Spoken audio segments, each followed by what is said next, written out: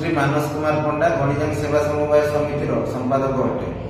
आज जो सरकार धान मंडी उद्घाटन कौन चाषी सहित आलोचना है कौन केमी धान दे पारे सरकार से कौन आलोचना है?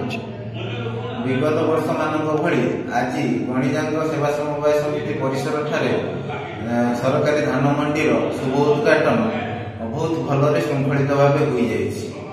आज किए अतिथि जोग देते विशेषकर आलोचना मुख्य उद्देश्यटा कौन थी? आज धान मंडीर शुभारंभ कार्यक्रम मुख्य करमर समितिर सभापति तत्पर आम परिचालना परिषद सदस्यवृंद एसओपीसी कमिटीर सदस्य तथा आमंत्रित अतिथि माने जोग देते।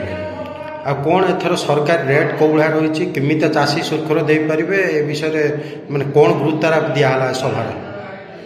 वर्तमान सरकारी रेट तो आमर रही 2300 डायरेक्ट प्लस इनपुट सब्सिडी 800 रही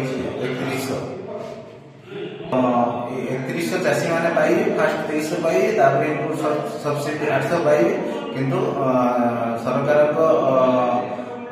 क्राइटेरिया अनुसार चाषी मान गुणात्मक मानर धान